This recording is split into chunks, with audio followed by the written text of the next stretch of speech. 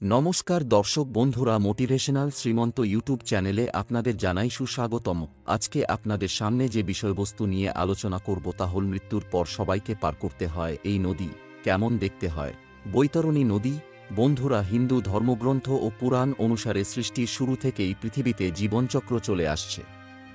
অর্থাৎ যে এই পৃথিবীতে জন্ম নিয়েছে তাকে একদিন না একদিন মরতেই হবে। আর এরকম মনে করা হয় যে মৃত্যুর পর আত্মাকে যমদূত তার সাথে যমলোকে নিয়ে যায়। কিন্তু পৃথিবী থেকে যমলোক যাত্রা জীবাত্মার জন্য খুবই কঠিন হয়ে থাকে, যার বর্ণনা গরুড় পুরাণ দেওয়া রয়েছে। গরুড় পুরাণ অনুসারে মৃত্যুর পর জীবাত্মাকে যমলোকের রাস্তায় বিভিন্ন রকমের বাধার মুখোমুখি হতে হয়। আর এই বাধার মধ্যে একটি হল যমলোক যাওয়ার পথে আসা বৈতরণী নদী। এরকম মনে করা হয় যে পূর্ণ আত্মা খুব সহজেই এই নদী পার করে ফেলে। কিন্তু পাপী জীবাত্মাকে এই নদীতে বিভিন্ন রকম যন্ত্রণা সহ্য করতে হয়। আজকের ভিডিওতে আমরা জানব যে বৈতরণী নদী কেমন হয়, আর পাপী জীবাত্মাদের এখানে কেমন ধরনের যন্ত্রণা সহ্য করে এই নদী পার করতে হয়। গরুড় পুরাণের ধর্মকাণ্ডের প্রেতকল্প অধ্যায় অনুসারে একদিন পক্ষীশ্রেষ্ঠ গরুড় ভগবান শ্রীকৃষ্ণকে জিজ্ঞাসা করেন, হে প্রভু, মর্তলোক ও যমলোকের মাঝে যে বৈতরণী নদী উপস্থিত রয়েছে তার সাথে জীবাত্মার কি সম্পর্ক, আর তাদের এই নদীতে কেমন ধরনের শাস্তি ভোগ করতে হয়, এবং পাপী আত্মা এই নদীকে কিভাবে পার করে। তখন ভগবান শ্রীকৃষ্ণ বলেন, হে গরুড়, যমলোক যাওয়ার রাস্তায় উপস্থিত বৈতরণী নদী দেখতে খুবই ভয়ঙ্কর হয়। আর যেসব পাপী আত্মাকে মৃত্যুর পর এই নদী পার করতে হয় তারা খুবই ভয়ভীত হয়। এই মহাভয়ঙ্কর নদী রক্তরূপী জল দিয়ে পরিপূর্ণ। শুধু এই পর্যন্তই নয়, এই নদী মাংস ও আবর্জনা দিয়ে ভর্তি। এই নদী পাপী আত্মাকে দেখে বিভিন্ন রকমের ভয়ঙ্কর রূপ ধারণ করে নেয়। পাপী আত্মা নদীতে প্রবেশ করার সঙ্গে সঙ্গেই এই নদীর জল পাপী আত্মাদের দেখে অত্যন্ত ভয়ঙ্কর রূপ ধারণ করে। এর জল জীবাণু এবং বজ্রের সমান শিংযুক্ত প্রাণী দ্বারা ব্যাপ্ত।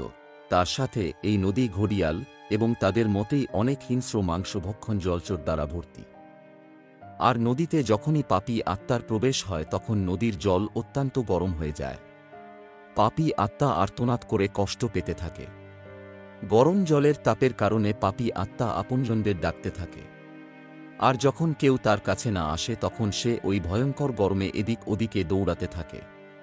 এরপর যখন তার ওই তাপ একেবারেই সহ্য হয় না, তখন ওই আত্মা দুর্গন্ধপূর্ণ জলে ডুব দেয়, আর তার আত্মগ্লানি থেকে ব্যথিত হয়।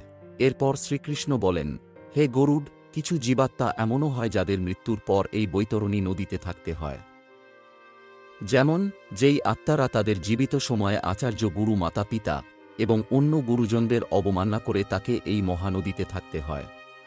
এছাড়া যেসব জীবাত্মা নিজের জীবিতকালে তার পবিত্র, ভদ্র ও ধর্মপরায়ণ স্ত্রীকে ত্যাগ করে তাকে সব সময়ের জন্য ওই মহাঘৃণিত নদীর জলে বাস করতে হয়।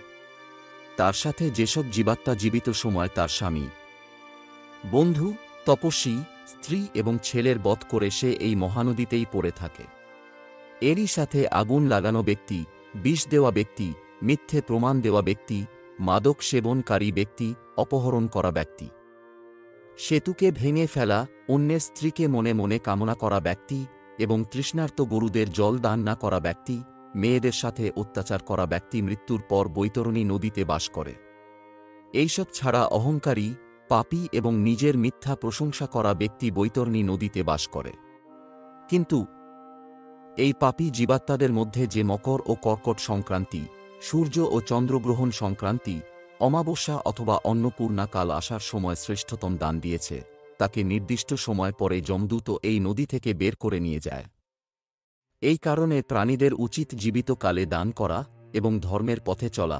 এছাড়া যেসব জীবাত্মা জীবিত সময়ে গরুকে খাবার দান করে, ব্রাহ্মণকে দান করে, তারও এই নদীর যন্ত্রণা থেকে মুক্তি লাভ হয়। এই কারণে হিন্দু ধর্মে মৃত্যুর আগে গরুকে খাবার দান করা হয়। এরকম মানা হয় যে গরুকে খাবার দান করলে মানুষ ওই গরুর লেজ ধরে বৈতরণী নদী পার করে, আর ওই সুকর্মের প্রভাবে তার পরলৌকিক সুখ প্রাপ্তি হয়।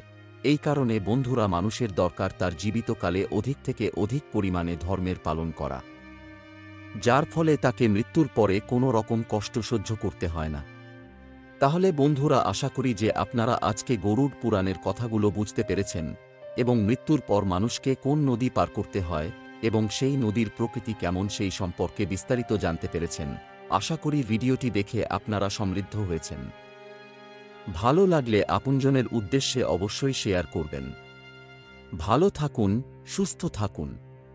ঈশ্বর আপনার মঙ্গল করুক। নমস্কার, ধন্যবাদ।